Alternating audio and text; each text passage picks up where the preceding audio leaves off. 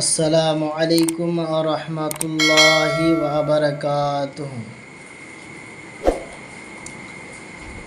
नहमदुहु व नुसल्ली अला रसूलिहिल करीम, अम्मा बाद।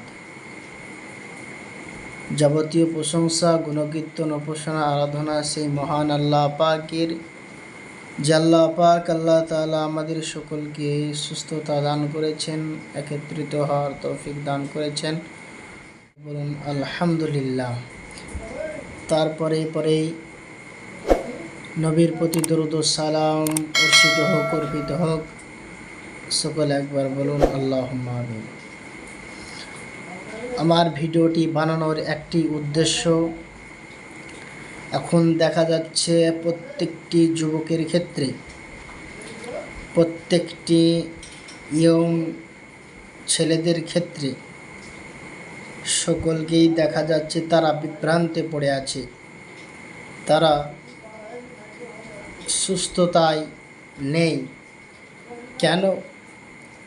যে এখন যে মোবাইল উঠেছে, এই মোবাইল সকলের ব্রেনকে ধোলাই করে ব্রেনটাকে নষ্ট করে দিচ্ছে। বলবেন কেমন করে? তো এখানে বোঝা যাচ্ছে যে মোবাইলে এই ব্রেন ধোলাই করছে, যেটা হাদিস শরীফের মধ্যে নেই, সেটা মোবাইলে দেখিয়ে দিচ্ছে যে এইটা এইভাবে হবে, এইটা এইভাবে হবে। এটাই ইয়ং ছেলেরা মেনে নিচ্ছে, তারপরে সেইভাবে নামাজ পড়ছে, সেইভাবে আকায়েদ করছে, অনুযায়ী চলছে। এগুলো ভুল করছে। এখন জানার বিষয় হলো আমরা বিভ্রান্তে পড়ে আছি। কেমন বিভ্রান্তে পড়ে আছি? আল্লাহ পাক রব্বুল আলামিন স্বয়ং কোরআনে কারীমের মধ্যে বললেন, ইন্নাল্লাহা মালাইকাতাহু ইউসাল্লুনা আলান নবী ইয়া আইয়ুহাল্লাযীনা আমানু সাল্লু আলাইহি ওয়া সাল্লিমু তাসলিমা। আল্লাহ পাক রব্বুল আলামিন বললেন, নিশ্চয় আমি এবং আমার মালাইকারা ফেরেশতাগণ দুরূদ পাঠ করি নবী পাক সাল্লাল্লাহু আলাইহি ওয়াসাল্লামের প্রতি। তারপরে বলছেন, ইউসাল্লুনা আলান নবী ইয়া আইয়ুহাল্লাযীনা আমানু সাল্লু আলাইহি ওয়া সাল্লিমু তাসলিমা। হে ঈমানদারগণ, ইয়া আইয়ুহাল্লাযীনা, হে ঈমানদারগণ, তোমরাও দরুদ ও সালাম খুব বেশি করে পাঠ করো।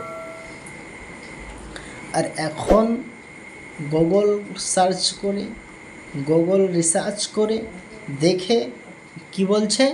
দরুদ পড়া যাবে না, কিয়াম করা যাবে না, হাত তুলে মুনাজাত করা যাবে না, আরও অনেক কিছু।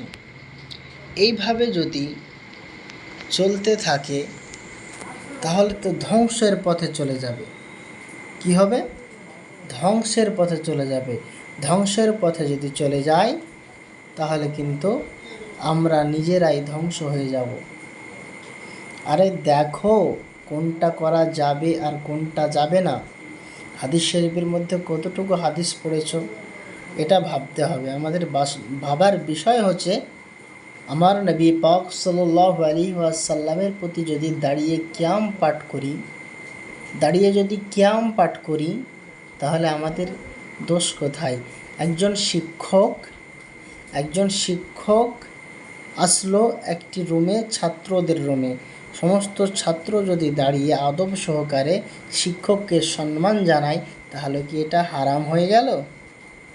না। কিন্তু যিনি সমস্ত উম্মাহের, সমস্ত ইসলামের শিক্ষক, সেই নবী পাক সাল্লাল্লাহু আলাইহি ওয়াসাল্লামের প্রতি যদি দাঁড়িয়ে সালাম পাঠ করছি, দরুদ পাঠ করছি, কিয়াম পাঠ করছি, তাহলে আমাদের দোষ হয়ে গেল। বলে এরা বেদাতি। বেদাত কাকে বলে এরা এটাই জানে না। এর পরবর্তী ভিডিও পেতে আমার চ্যানেলটিকে সাবস্ক্রাইব করুন।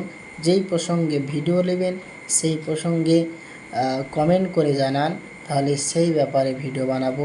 আসসালামু আলাইকুম ওয়া রাহমাতুল্লাহি ওয়া বারাকাতুহু।